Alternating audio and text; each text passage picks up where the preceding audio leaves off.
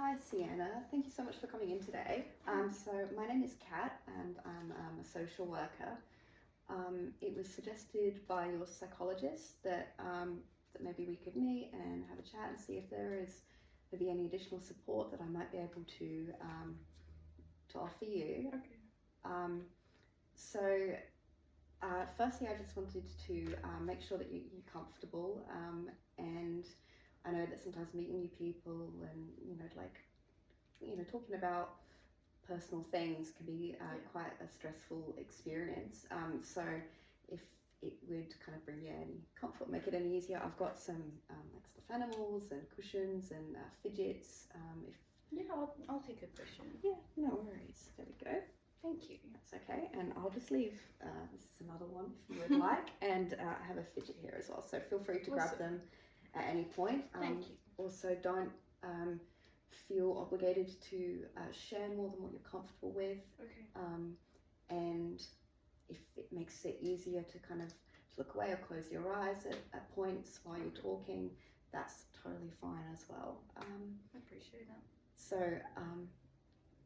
So why don't you tell me in your own words what brings you in today? Long story short, I recently left what ended up being quite an abusive relationship. I was living in America, where she's from, and it meant losing everything and starting from scratch with a lot of trauma.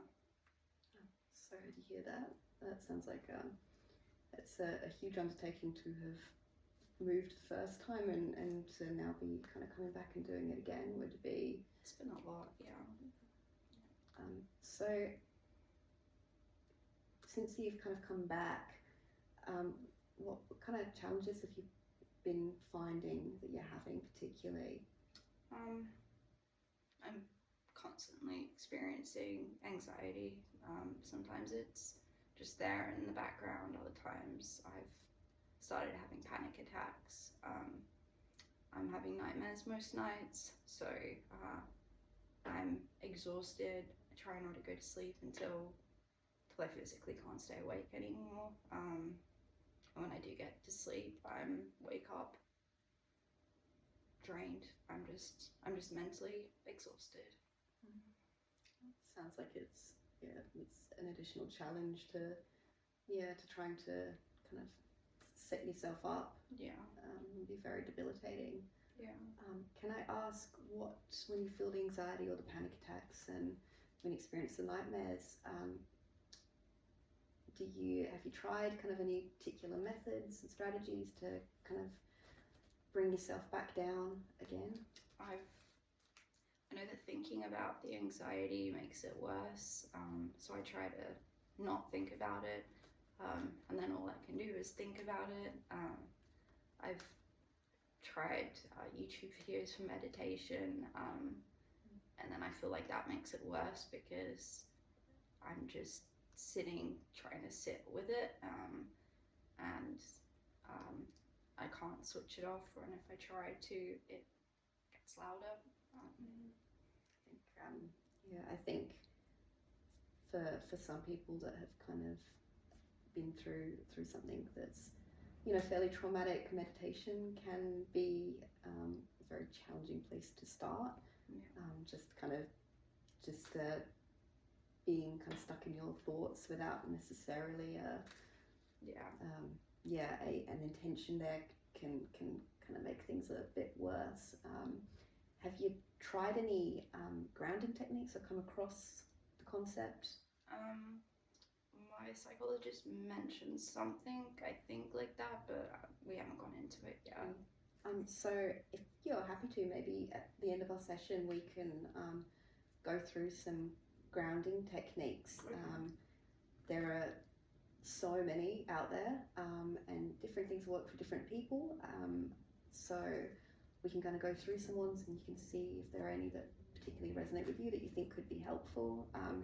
So a lot of them are based on kind of bringing yourself back into your physical kind of present moment.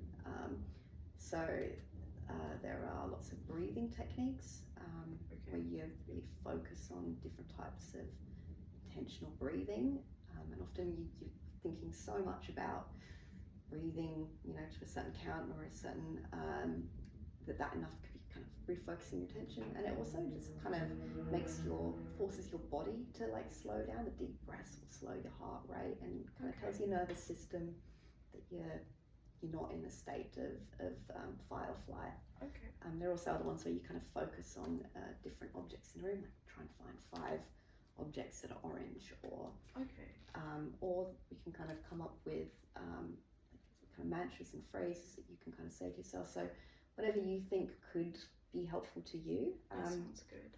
Excellent. So if you're comfortable to, maybe we could talk a little bit more about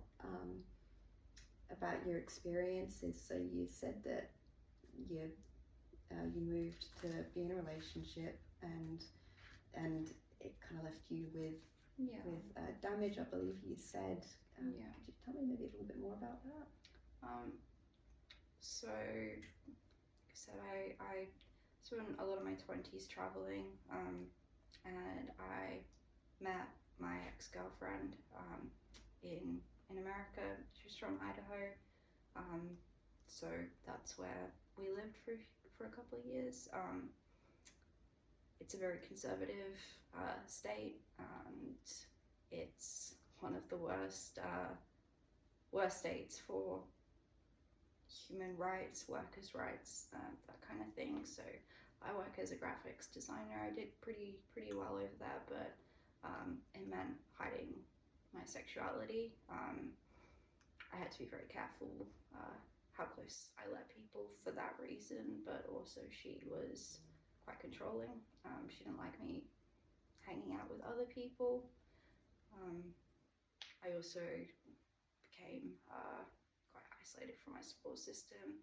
It was done in such an insidious way that was pointing out how toxic they were, or how my friends had ulterior motives, or my family didn't have my best interests, and I pushed everyone away. So I was isolated, and because of that small town mentality, she knew everybody, or she knew someone that knew somebody, so I didn't have anyone to lean on, even if I wanted to. Towards the end, it got to a point where, when guilt trips and didn't work to get me, she threatened that she would out me, which meant losing my job potentially, and potentially dangerous repercussions. I went to a protest once, and one of her friends saw me as going and threatened that he would shoot me. So it was a dangerous place to have ideologies or lifestyles that they didn't like, and it meant that one way or the other I lost everything, so I had to come back. That sounds like you've been through a lot, and incredibly just isolating experience. It'd be very difficult for, after all of that, to kind of be able to feel that deep safety again, even if you know that you're not in that environment anymore. Yeah, it's been a lot. Yeah. I'm sorry that you went through that. Since being back, have you had any kind of connection with perhaps like communities and groups that may that you feel like you could feel a little bit kind of safer in, or that might understand some of the like quite unique challenges that you faced, either coming out of an abusive relationship, or particularly, being in a part of the queer community, that like these are both fairly potentially alienating kind of identities that I have thought about it. My first priority was to just get out and get myself situated, but I have wanted to, part because I would like that social connection, but also to feel connected to myself again. I've always had a strong moral compass. I'm big advocate for women's rights and gay rights and animal welfare and sustainability, and I felt I had to hide that, and I feel really ashamed about that, and I've had to weigh up feeling a bit like a hypocrite by then seeking safety in that community that I didn't give voice to over there. But I want to be out. I want to be proud of. I don't want to hide anymore. I want to feel connected to myself again, and one day I want to be able to help people who've been in something like this. So I would like to, yeah. That sounds like a very kind of empowering goal that you've got to kind of to reconnect with your own identity, but also to support other people that I hope so. might be going through some of the similar challenges that you've been through. I think that's so. I think that's a great goal to be working towards. I appreciate it. Thank you.